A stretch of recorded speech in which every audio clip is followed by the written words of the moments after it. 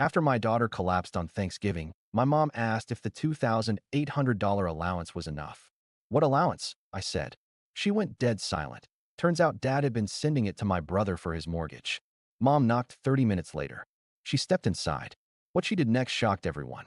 My name is Jensen. I'm 36, a dad, an older brother, and a lawyer who reads contracts the way other people read menus. Fast first, then again for the hidden fees. I'm the calm one in my family. The you'll figure it out guy. If there's a form to be filed or a call to make, it ends up on my desk even if my desk is the trunk of my car between daycare pickup and court. I share custody of my daughter, Maya. She's 9. She still mispronounces gnocchi like gnocchi, and I never correct her because I like it. I make lists on my phone. Socks, library books, inhaler, permission slip. I keep things running because my head works better when real life is tidy. In my family, tidy was my job. My brother, Cole, was the favorite, the spark, the he just needs a break guy. Growing up, Mom called him our light. Dad said he was built for big things. I was solid, which is another way to say we can lean on him. Cole tried real estate, then crypto, then a landscaping business that mostly sold hoodies.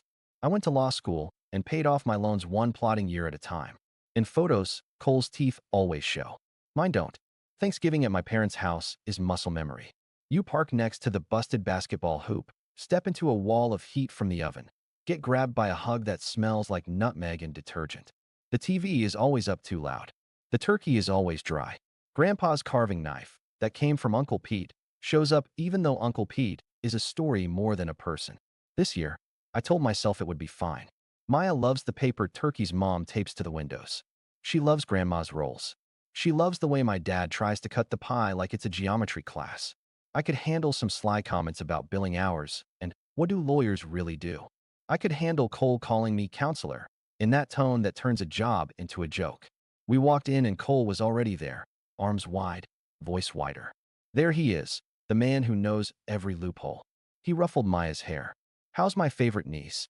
I'm your only niece, she said, serious, and he laughed like she'd told the funniest joke in the world. Mom floated from the kitchen, cheeks flushed, apron on. Jensen, you look thin, she said, handing me a plate of carrots. Eat. Don't work through dinner this time. I don't work through dinner, I said. You think about work, Dad yelled from the living room. Same thing. We sat. We said the same prayer we always say. Dad carved. Cole talked. Mom kept sliding food onto my plate like I was a one-man buffet. The noise rose and fell. Maya tapped my arm. Can I have a roll now? She whispered. In a minute, I said. 10 minutes later, Maya set her fork down. Dad, she said quietly. My chest feels tight. I turned to her. Show me where. She put her hand over her sternum. Her face looked a shade too white. Breathe, I said, doing it with her slow. Her eyes went wide for half a second, then fuzzy, then she swayed. Call 911, I said. Calm. Automatic. My voice doing what my insides couldn't. Chair scraped. Mom gasped. Dad froze with the knife midair. Cole stood like he might catch a plate. I caught Maya. The EMTs came quickly. Oxygen, questions, their certainty filling the room like cool air. Dehydration, they said. Maybe anxiety plus excitement. Maybe the room was too warm. They recommended a quick check at the ER because of her history of asthma. I nodded at every word because that's what you do when your brain is on fire. At the ER, fluorescent lights made everything look too honest. Maya's color came back. Her breathing was normal. She fell asleep with her hand in mine, and her hair stuck to her forehead. I sat there counting the seconds and pretending to read a poster about hand washing. Mom came in holding a paper cup of water and a small worried smile. She didn't sit. Is the allowance still enough? She said. Like we were mid-conversation. The $2,800 your father sends every month. I blinked. What allowance? Her mouth opened and closed once. She stared at me like I'd just spoken a language she didn't know. Her eyes shifted to Maya and then to the hallway. Aisle, she said and left. 30 minutes later, there was a knock. Same door. Same humming light. Mom stepped in, closed it behind her, and locked it with a neat click. She held a small folder. She looked like someone walking in to testify. What she did next shocked everyone. I didn't know it yet, but that one question had a whole ledger behind it, and my name was inked everywhere. I need to back up before that folder. My family runs on unspoken rules. Rule 1, Cole is the project. Rule 2, Jensen is the project manager. Rule 3, we don't say either part out loud. When Cole's buy and hold crypto phase turned into buy and panic, he called me at midnight. Bro, they're doing rug pulls, he said, like he'd discovered gravity. I helped him call the exchange. I helped him document what was lost. I helped him file a complaint that went nowhere. I also brought him soup the next day and pretended the world hadn't just told him no in big letters. When mom's credit card balance quietly built through Christmases that were just this once, I moved her to a 0% APR offer and set up autopay. She cried on the phone because numbers make my head hurt. I talked her through downloading the bank app like it was brain surgery. She told everyone at brunch that Jensen saved us, then asked me if I could just keep an eye on the account. I became the eye. When Dad had knee surgery and the insurance denied part of the claim, I wrote the appeal letter in the hospital cafeteria with a plastic fork in my pocket and the smell of disinfectant in my nose. I got the denial reversed. Dad told the story to 3 neighbors like he'd wrestled a bear. He never mentioned that I also paid the anesthesia bill when it came due because we'll pay it next month turned into we forgot. Cole has a mortgage. He says mortgage the way people say mountain. Heavy. Noble. He and his wife, Amber, bought the house right before rates went crazy. Dad posted a photo of the keys and wrote, "Proud of our boy. Homeowner at last." I helped them move in. I installed shelves. I unclogged a disposal. I stood in the driveway with a trash bag while Cole broke down boxes like he was in a montage. They also had a way of making their money problems my homework. Counselor, Cole would say, smiling. Is it illegal for the bank to charge late fees when I told them I was sick? Did you tell them in writing? I'd ask. Verbal counts, he'd say. It doesn't, I'd say. He'd frown like I'd betrayed him and then ask if I could drop by to make a call, because they take you more seriously. I started to track, the way lawyers do when the facts feel slippery. Not to sue my family, to keep myself honest. March, 3 calls about Cole's overdraft fees, 2 hours on hold, $138 reversed. April, new payment plan for mom's card, time spent, 40 minutes, result, $25 saved, cost, my patience. June, Dad forgets to sign his physical therapy forms. I drive to the clinic on my lunch break. They close early. I go back the next morning before court. I told myself it was love. It was also a habit. The humiliations were small, but constant. At a barbecue, Dad stood next to Cole's new grill and said, "You should take notes, Jens. Owning things is how you build wealth." He said it to me, the guy who had just written the closing letter for a client buying a commercial building. I smiled, ate potato salad, and went home to my rented townhouse that I keep because I like predictable repairs and fixed rent more than I like debt. Mom would hand me envelopes to look at real quick while I was cutting Maya's chicken. Cole would ask me legal questions at the exact moment Maya needed the bathroom. I became the person who could be interrupted without fallout. Then Cole's mortgage got wobbly. He'd forget a due date. He'd say the bank's portal was down. He'd say the escrow was wrong. He said the word predatory about a basic late fee. He said, "They're trying to take my house," and Dad nodded like he'd been briefed by the Senate.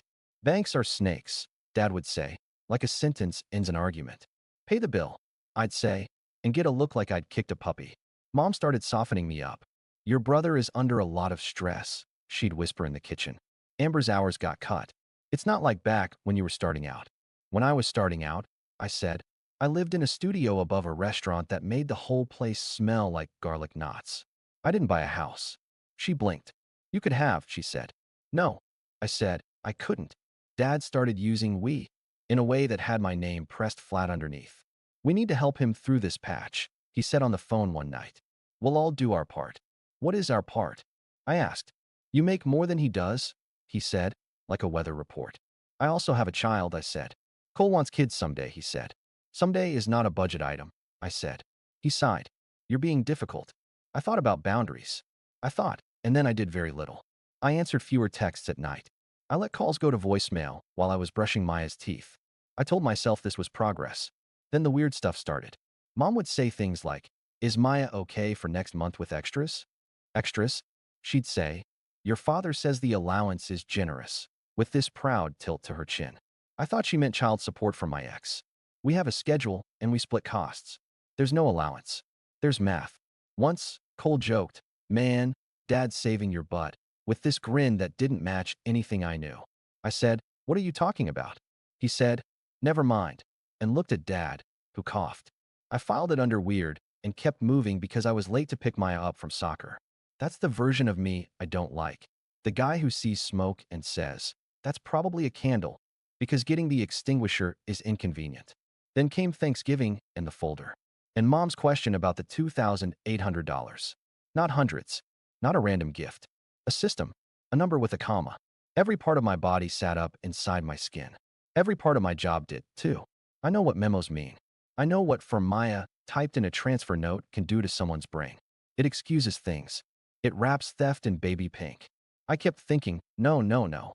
And at the same time, of course, I'd been carrying something and I didn't even know who else had their hands on it.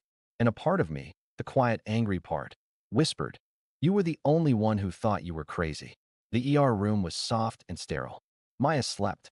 Machines hummed. Mom sat with the folder on her lap like it might bite. I need you to be honest, I said. She nodded, fingertips on the folder's edge. I thought, she whispered. I thought we were helping you and Maya. Your father said he set up an allowance. He said you'd never ask, so he was doing it quietly. I didn't want to embarrass you by asking. I should have asked. Show me, I said. She opened the folder. Bank statements. Monthly transfers. $2,800. Notes. For Maya school. For Maya dentist. For Maya clothes. For Maya camp. The money left an account with my father's name. It didn't land in any account with mine. Where does it go? I asked. Before she could answer, the door opened and Dad walked in with Cole behind him. Timing like a bad play. Dad looked at Maya first, then at the folder, then at me. Cole looked at anything but my eyes. Is she okay? Dad asked. She's sleeping, I said. Close the door. He did. He didn't sit. Neither did Cole. What's this? I asked, tapping the statements. Dad said it like a reflex. We help family. Where? I said again, slow. Does this money go? Dad swallowed. His eyes flicked to Cole.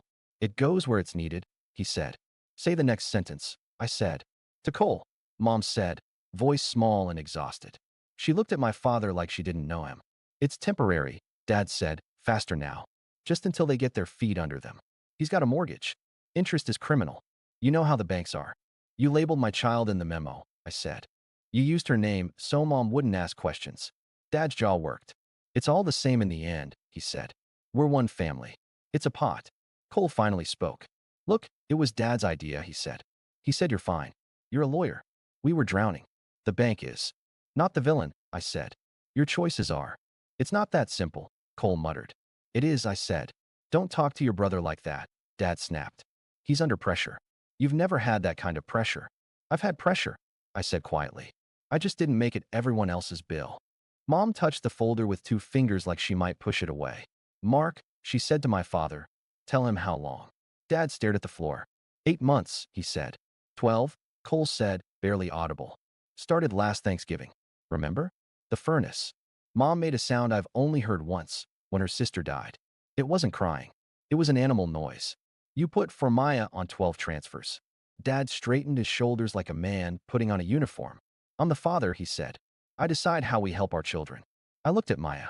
I took a breath that didn't quite reach the bottom of my lungs. Not anymore, I said. It ends today. You don't mean that, Dad said, smiling without his eyes. You're emotional. We can discuss this like adults. I am, I said. Here's the discussion. No more transfers. No more calls where I fix what you break. No more using my daughter's name like a coupon code. If there is any account where my name appears in a way that gives you access to anything, remove it. Today. If you have paperwork that suggests consent from me for any arrangement, assume it is revoked. Today. You can't revoke what you didn't authorize, Dad said, smirking like a man who thinks he knows the law because he reads headlines. Watch me, I said, and watch the letter I'm sending to your bank. Cole scoffed. You gonna sue your family, counselor? This isn't about revenge, I said. This is about closure. Silence. Heavy. Even the machine in the corner sounded careful. Dad stepped closer, chin out. You're tearing this family apart. You did that when you lied to Mom, I said. You did that when you typed my daughter's name into a memo line to justify stealing from me. Stealing, he snapped. I raised you. I wiped your nose. I paid for your books. This is how it works. It comes around. I paid for my books, I said. Loans. With interest. You paid for a cap and gown. I thank you. Don't rewrite history because it serves you. Mom's shoulders shook. She put a hand over her mouth. Enough, she said into her palm. Then, louder, enough. Mark, I believed you. I believed you. Dad's voice dropped into soft, manipulative. Honey, I was protecting Jensen's pride. I laughed. It slipped out. You protected my pride by making me the bad guy in absentia? That's a new one. Cole's face went red. We would have paid you back, he said. When the bonus hits. What bonus? I asked. Silence. I'm done, I said, and the words felt like taking a weight off a hook. You can be mad. You can play the martyr. You can tell the cousins a story about how I turned cold. Meanwhile, I will be moving my life out of your reach. You wouldn't do that to your mother, Dad said, pointing like a man calling a witness hostile. Mom dropped her hand. Her eyes were wet and clear. He would, she said. And he should. Dad looked like someone had pulled the floor a half-inch lower. Cole blinked at Mom like she defected mid-game. I put my palm on Maya's hair. We're leaving now, I said. When I get home, I'm freezing my credit. I'm removing my name from any joint nonsense that exists. I'm changing passwords. If you have keys to my place, you'll return them. If you have documents with my information, you'll give them to me. If you try to use me without my consent, I will act like the lawyer you keep mocking. That is the last free explanation you get. I lifted Maya gently, told the nurse we were going home, and walked past my father and my brother. No slam. No yelling. Just a door opening and closing. The sound it made was the cleanest thing I'd heard all year. The first morning after, my phone looked like an emergency broadcast system. 19 missed calls from Dad. 12 from Cole.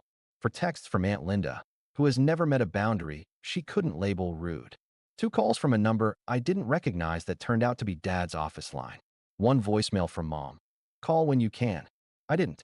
I made pancakes shaped like letters because Maya loves spelling with food. She ate cat and asked if she could feed tea to the dog. We don't have a dog. She meant the neighbors. I said no, and she laughed like I'd made a joke.